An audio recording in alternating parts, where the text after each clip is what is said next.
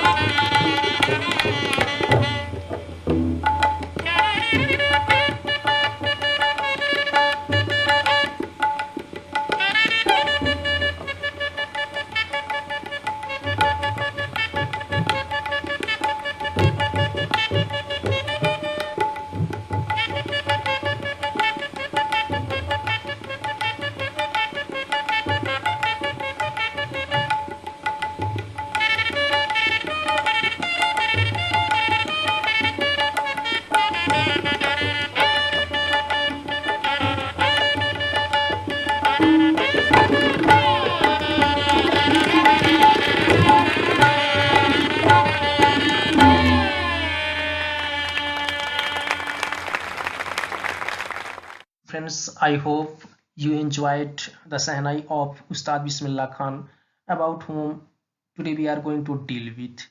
Dear friends, this article has been written when Ustad Bismillah Khan was alive.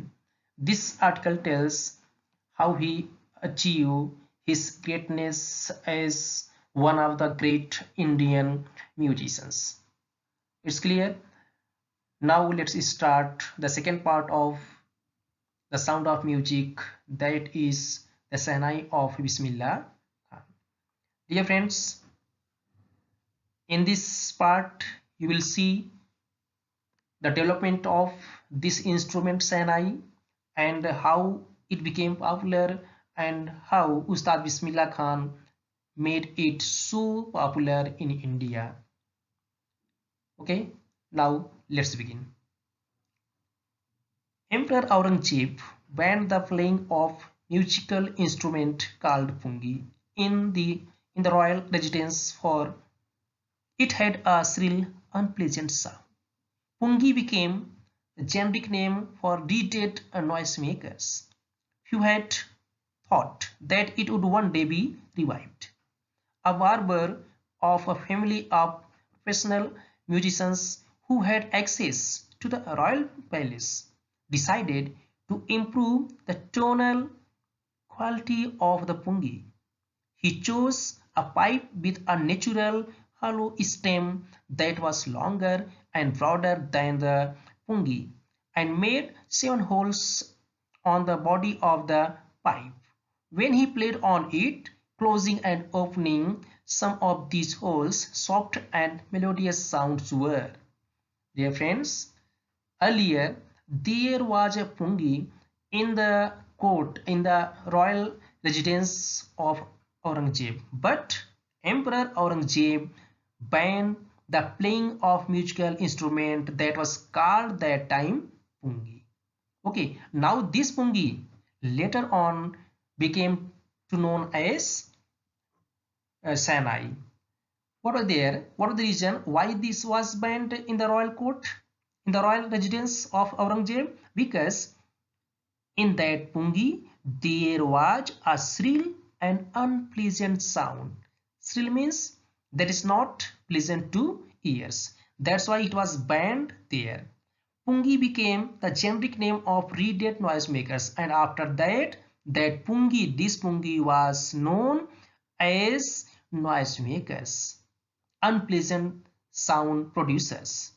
Few had thought that time, a few people thought one day that pungi would be revived. That was their thinking.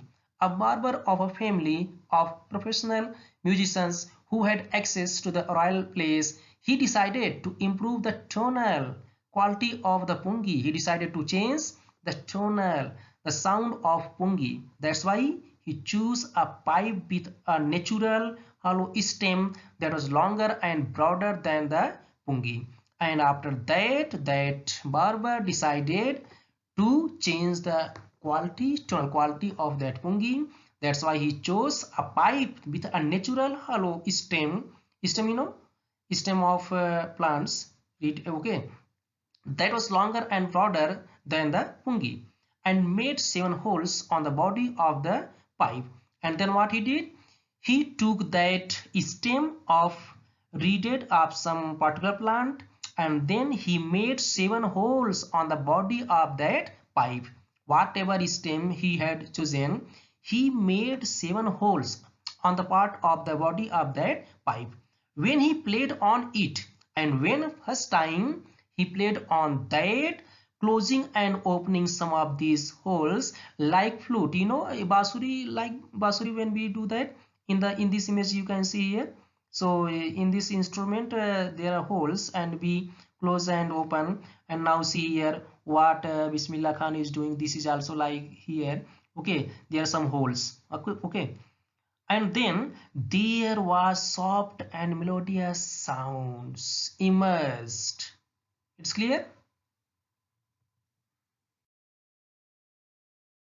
Okay, now second piece of this part, the sound of music. Listen carefully. Here when that barber played on that instrument produced a melodious sound. When he played the instrument before royalty and everyone was impressed. The instrument, so different from the pungi, had to be given a new name. As the story goes, since it was first played in the Shah's chambers and was played by a Nai, that is barber, we know, the instrument was named the Sehnai. Okay, and when that barber first time played that instrument before royalty in the royal residence, and that time everyone was impressed, everyone was happy to listen the melodious sound of that new instrument. The instrument, so different from the pungi, had to be given a new name. That's why now see, this is pungi, okay, and this is sehnai. Now there was different form of these two instruments. That's why they decided to give a new name of that new instrument that was so good. Why? There is a story behind this, because first time that was played in the Shah's chambers. Okay, chambers here means a hall or a royal court, whatever is that, chambers. Okay, so because this was played there first time, and that was played by a nai. Nai means barber. We all know barbers, we go saloon, okay, and we go there to get hair, cutting our hair and so many things. Okay, so that's why they give the name of that instrument sehnai. Se means saj, saj chamber, and nai means nai. That's why the pungi, which was earlier and after modification, that became sehnai. It's clear? Now second, the sound of the sehnai began to be considered auspicious, and for this reason it is still played in temples and is an indispensable component of any North Indian wedding. In the past, the sehnai was part of the Navhat, or traditional ensemble of 9 instruments found at royal courts. Till recently, it was used only in temples and weddings. The credit for bringing this instrument onto the classical stage goes to Ustad Bismillah Khan. Dear friends, after that, slowly later on, this sehnai that was considered very auspicious, and for that reason it is still played in temples. Now we people, now we can hear the sehnai in the temples, especially in North India. Okay, and this is now integral part of North Indian wedding. And if you see any North Indian wedding, you will see their sehnai, and you will listen the beautiful sound of melodious sound of sehnai. In the past, the sehnai was part of the Navhat. Navhat, you know, that traditional ensemble of 9 instruments found at royal courts. In royal courts, there were Navhat. Okay, 9 instruments are so many things. Still recently, it was used only in temples, and but it was used only temples and in wedding. But the credit for bringing this instrument onto the classical stage goes to Ustad Bismillah Khan, but it was not played onto the classical stage before Ustad Bismillah Khan. This was the person who brought this instrument onto the classical stage. That's why Ustad Bismillah Khan is so famous for this. Okay, as a 5-year-old, Bismillah Khan played gilli danda near a pond in the ancient state of Dumrao in Bihar. Now here the story up. Dear friends, this was the development of sehnai, and what happened. Okay, now the history, life history of Ustad Bismillah Khan. Ustad Bismillah Khan, when he was 5 years old, that time he used to play gilli danda. Gilli danda, you know, the villagers mostly play this game. Okay, near a pond in the ancient state of Dumrao in Bihar. So where he was born? In Bihar. Okay, he would regularly go to the nearby Bihariji temple to sing the Bhojpuri Chaita, at the end of which he would earn a big laddu weighing 1.25 kg, a prize given by the local Maharaja. This happened 80 years ago, and the little boy has traveled far to earn the highest civilian award in India, the Bharat Ratna. Okay, now dear friends, listen carefully. When he was 5 years old, this is the story of Bismillah Khan. He used to go where? Nearby Bihariji temple to sing the Bhojpuri Chaita. This is the okay song where this used to be sung there, and that Bismillah Khan used to go there. Bismillah Khan used to go there in Bihariji temple, and after the end of all things, after that song and other thing, he would earn a big laddu weighing 1.25 kg. Now listen, when he was a child, he used to earn as a prize that was laddu, and we all know that people like laddu also. So in his childhood, he used to earn this laddu, but this happened 80 years ago, and later on he earned the highest civilian award in India, that is Bharat Ratna. This is the greatest award in India, highest award, civilian award in India, civilian award in India. So he earned this. Okay. Born on 21st March 1916, Bismillah Khan belongs to a well-known family of musicians from Bihar. His grandfather Rasul Baks Khan was the Sehnai Nawaz of the Bhojpur King's court. His father Paigambar Baks and other paternal ancestors were also great Sehnai players. Now, dear friends, he belongs to that family which was popular, which was known, which was well known for Sehnai players. Okay, so here some background of his family, and from where he belongs. He belongs to a well-known family of musicians.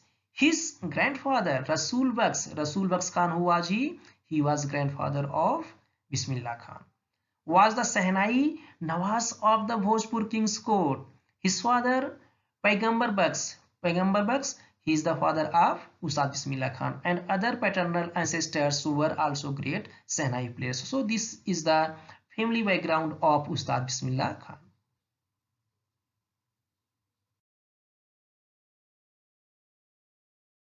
The family background of Bismillah Khan. Now see how his life begins.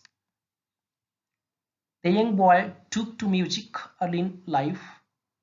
At the age of 3, when his mother took him to his maternal uncle's house in Banaras, that is known as Varanasi, and this is very famous place in India. Bismillah was fascinated watching his uncles practice the Sehnai. Soon Bismillah started accompanying his uncle Ali Baks to the Vishnu temple of Banaras, where Baks was employed to play the Sehnai. Ali Baks would play the Sehnai, and Bismillah would sit captivated for hours on end. Slowly he started getting lessons in playing the instrument, and would sit practicing throughout the day. For years to come, the temple of Balaji and Mangala Maya and the banks of the Ganges, that is Ganga, became the young apprentice of favorite haunts where he could practice in solitude. The flowing waters of the Ganga inspired him to improvise and invent ragas that were earlier considered to be beyond the range of the Sahnai. Dear friends, when Ustad Bismillah Khan was 3 years old, that time his mother took him to his maternal uncle's house in Banaras, that is known as Varanasi. Okay, Bismillah was fascinated watching his uncle's practice. Uncle's here refers Mama. Okay, Mama. Now he was in his maternal's home there. Ali Baks. This was the person. He was employed to the Vishnu temple of Banaras, where he had to play Sahnai. Okay, he was employed there, and Bismillah Khan, Ustad Bismillah Khan, used to come with him, and there he got inspired. He was inspired there to listen the sound of that Sahnai. He used to sit there, okay, from beginning to end, and captivated without getting disturbed there. He was always there, and he always listened that Sahnai, and then he began to take lessons in Sahnai. Very soon he started getting lessons in playing the instrument and would sit practicing throughout the day and whole day. Dear friends, this is the work. This was the hard work of Ustad Bismillah Khan. What we get here, what lesson we learn here, what we get here, that he started to practice Sahnai throughout the day, not 1 or 2 hours, throughout the day, for years, not for 1 day, not for 2 days, not for 1 month, okay, for years. To come the temple of Balaji, he used to go there to the temple of Balaji and Mangalamaya and the banks of the Ganga. Became the young apprentice. What is the meaning of apprentice here? The young training. And there where Balaji temple, Mangalamaya temple, and at the banks of the Ganga, he used to go there and he used to practice there alone. Okay, practice there alone. Okay, and then the flowing waters. He was inspired from the flowing waters of the Ganga, and Ganga inspired him to improvise and invent ragas. He improved his practice, he improved his talent, and also he invented ragas that were earlier considered to be beyond the range of the Sahnai. He practiced on those rag which were considered to be beyond the range of the Sahnai. He did there. He invented new things, and rag. These are in music field. Okay, so he tried his best. At the age of 14, Bismillah accompanied his uncle to the Allahabad music conference. At the end of his recital, Ustad Fayaz Khan patted the young boy's back and said, "Work hard and you shall make it." With the opening of the All India Radio in Lucknow in 1938 came Bismillah's big break. He soon became an often heard Sahnai player on radio. Dear friends, when he was 14 years old, that time he accompanied his uncle to the Allahabad music conference. There was a music conference, and who was the uncle of Bismillah Khan? Ali Baks. He went there with his uncle Ali Baks, and there he also played on his Sahnai.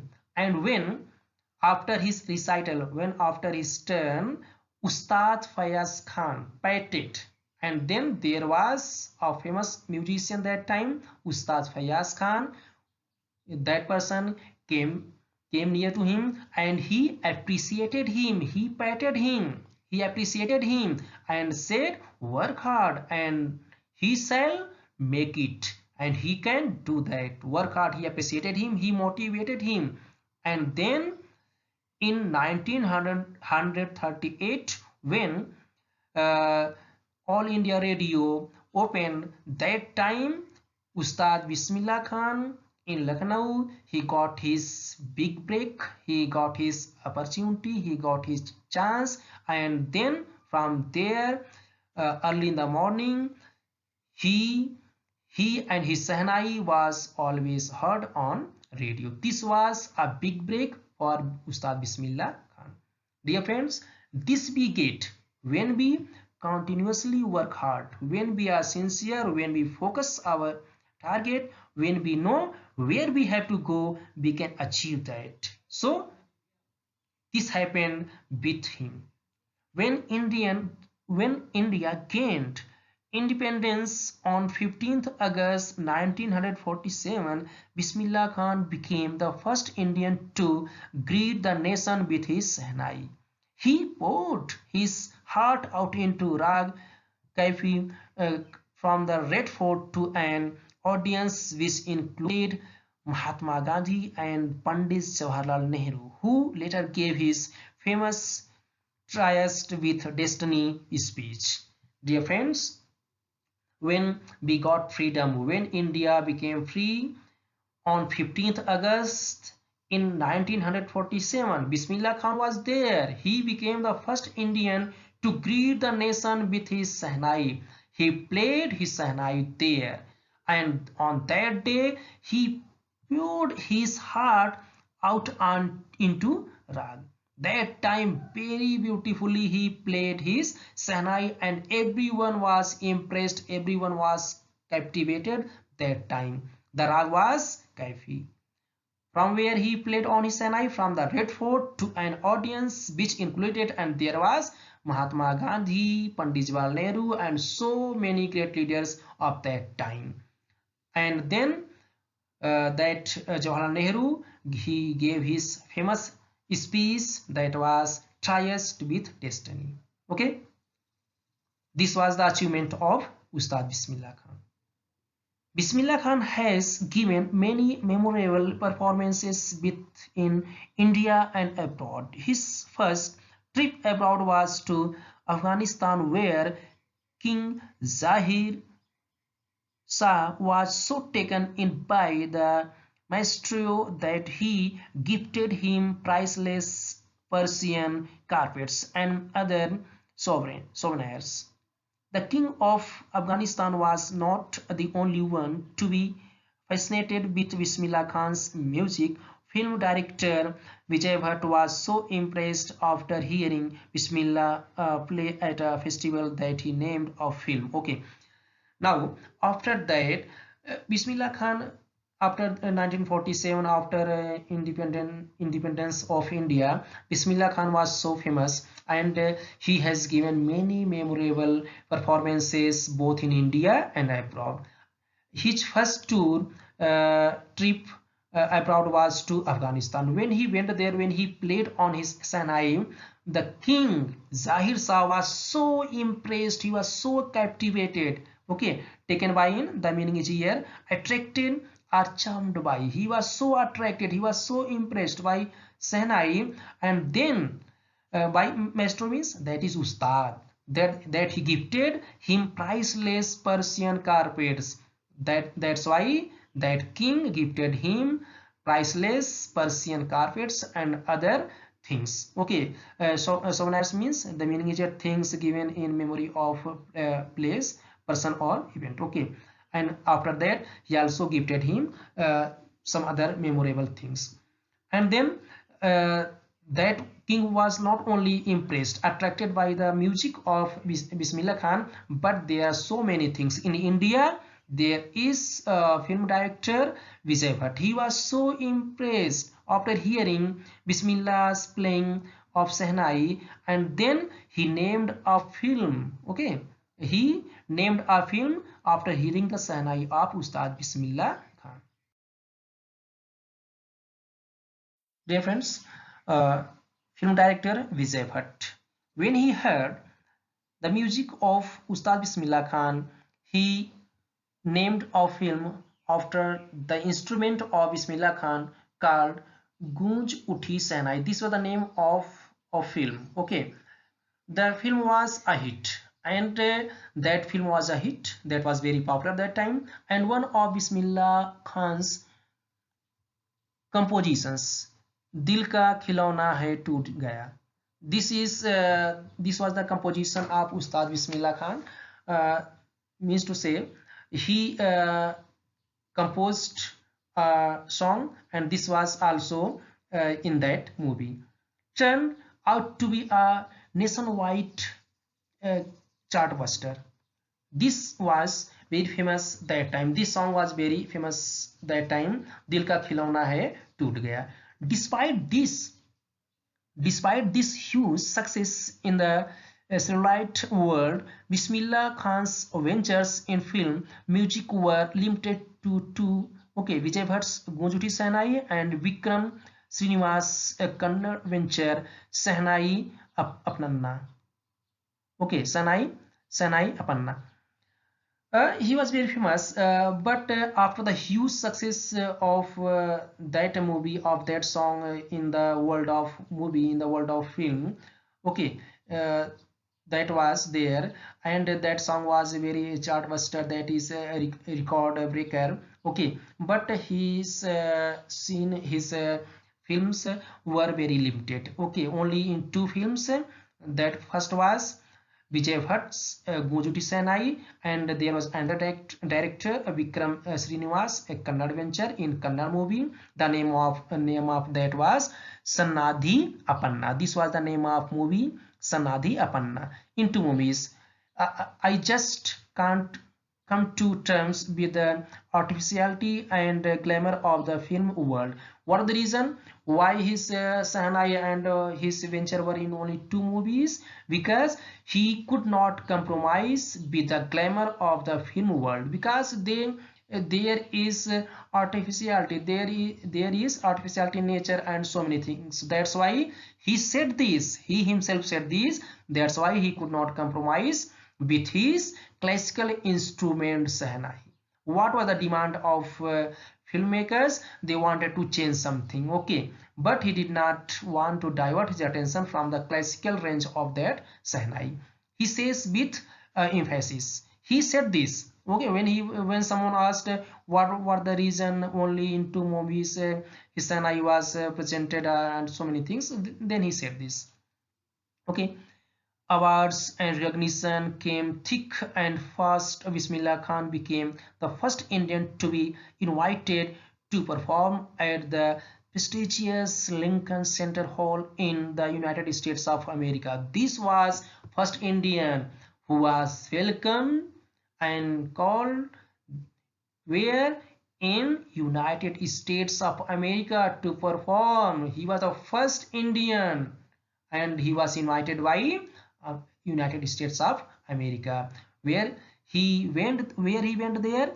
He went Lincoln Center Hall, the very famous place in United States of America.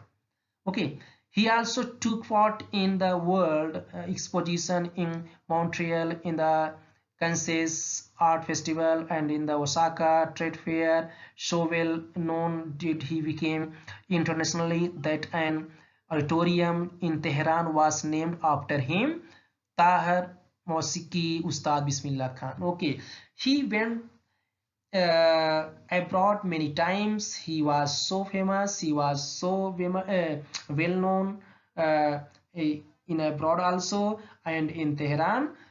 There is a place which has been named after him, that the name is Tahir Mausiki Ustad Bismillah Khan. So this is the respect of Ustad Bismillah Khan. In Tehran, in foreign country, there is a place which is known as Tahir Mausiki Ustad Bismillah Khan. Dear friends, this we get when we do unique thing. National awards like the Padma Shri, the Padma Bhushan, and the Padma Vibhushan were conferred on him. And before Bharat Ratna, he was awarded these civilian awards in India. In 2001, Ustad Bismillah Khan was awarded India's highest civilian award. Before 2001, he got these awards like Padma Shri, Padma Bhushan and Padma Vibhushan. And but in 2001 he was awarded India's highest civilian award. This is the Bharat Ratna, with the coveted award of resting on his chest and his eyes glinting with rare happiness. He said, "All I would like to say is teach your children music. This is Hindustan's richest tradition. Even the West is now coming to learn our music." Okay, he got many awards, he got so recognition, he was so famous, but he used to say, what he used to say, teach your children music. That is, this is Hindustan's richest tradition. In his views, in his opinion, this was this was Hindustan's richest tradition. Even the West, he says, even the West, the foreigners, they are coming to India to learn our music. This was the saying of Ustad Bismillah Khan. He loved music too much. That was his passion. In spite of having traveled all over the world, Khan Saab, as he is fondly called, is exceedingly fond of Banaras and Dumrao, and they remain for him the most wonderful towns of the world. A student of his once wanted him to head a Sahnai school in the USA, and the student promised to recreate the atmosphere of Banaras by replicating the temples there. But Khan Sahib asked him if he would be able to transport river Ganga as well. Later he is remembered to have said, "That is why where I am in a foreign country, I keep yearning." Okay, dear friends, what happened? In spite of having traveled all over the world, Khan Sahib, okay, Ustad Bismillah Khan, what he was known, he was fondly known as, he was called Khan Sahib, okay. And one of his student in the USA, what he offered him, he wanted to open a school of music there, and he said that he would create the atmosphere of Banaras there, because Ustad Bismillah Khan, he liked two places too much, that was Banaras and Dumrao. Banaras, his birthplace, and Dumrao, Banaras, Dumrao was his birthplace and Banaras was his workplace. Okay, from where he learned Sahnai. That's why he loved these places too much. That's why he rejected to be in USA when he was offered by one of his students. And what he replied when his student said that by replicating, he said he will create atmosphere of Banaras there. Then he said, would he be able to transport river Ganga as well? Okay, to have this, that's why whenever I am in a foreign country, I keep yearning for Banaras and Dumrao. He loved Banaras and Dumrao too much. He denied the proposal of his student to open a school in USA.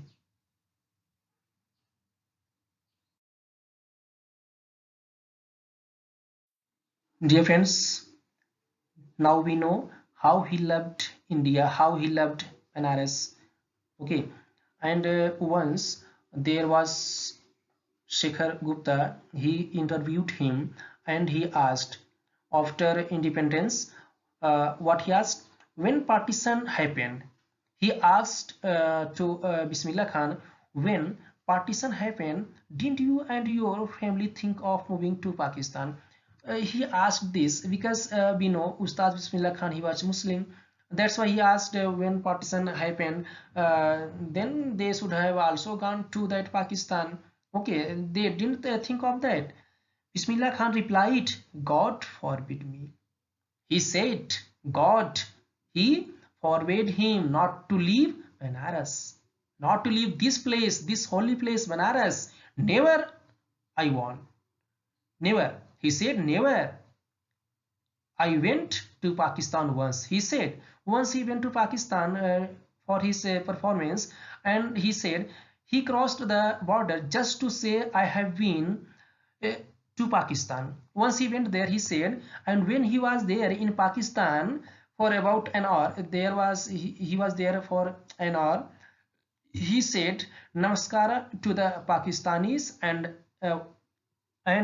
Salam alaikum to the Indians. What he said there? He said Namaskar to the Pakistanis and Salam alaikum to the Indians. I had a good laugh, and there he did. He said Namaskara to Pakistanis, means he loved India too much. That's why he said Namaskara, and Salam alaikum, that is to Indians who are there, okay, are in India. So this is the love of Ustad Bismillah Khan. To see Hindustan while in, this was the article, okay, of an interview. Now, to see Hindustan while in Mumbai, I think of only Banaras and the holy Ganga. He says that whenever he was in abroad, that time he used to remember only his Hindustan. While in Mumbai, now when he used to be in India, when he was in abroad, he used to think about India, Hindustan. Now, while in Mumbai, in Maharashtra, he used to think only Banaras and the holy Ganga. In India, he used to think about this holy place Banaras and holy river Ganga. And while in Banaras, I miss the unique Matha of Dumrao. And when he used to be in Banaras, he used to think of his Dumrao, the birthplace in Bihar. It's clear? Ustad Bismillah Khan's life is a perfect example of the rich cultural heritage of India, one that effortlessly accepts that a devout Muslim like him can very naturally play the Sahnai every morning at the Kashi Vishwanath temple. He was Muslim, but every morning he used to, whenever he was in Banaras, he used to play his Sahnai at the Kashi Vishwanath temple, very famous Kashi Vishwanath temple in Banaras. And this is very famous holy place. Okay, so this was he, and this was his nature, and how he was a perfect example of the rich cultural heritage of India. This is the culture of India. Okay, we live united. Now this we can see. It's clear? Dear friends, what we learned here, when we focus our target, when we make our life clear, when we practice, when we do hard work with determination, we achieve greatness, as many great personalities did. Dear friends, when we read the biography or life history or life story of great personalities, we always find there is struggle, there is hard work, there is firm determination behind their success, and this same was behind the success of Ustad Bismillah Khan. So dear friends, get inspiration from this lesson, from this part, and try to do unique thing to make your life famous, to make your career bright. Okay, after lesson we have some questions, so you have to do exercise also. I hope you would be able to understand the second part of the Sound of Music. If any doubt, please ask me, contact me without hesitation. Okay, now after lesson we have some questions which you have to note down. Okay, so please answer these questions. It's clear? Thank you everyone. I hope this lesson will help you. If any problem, so please contact me without any hesitation.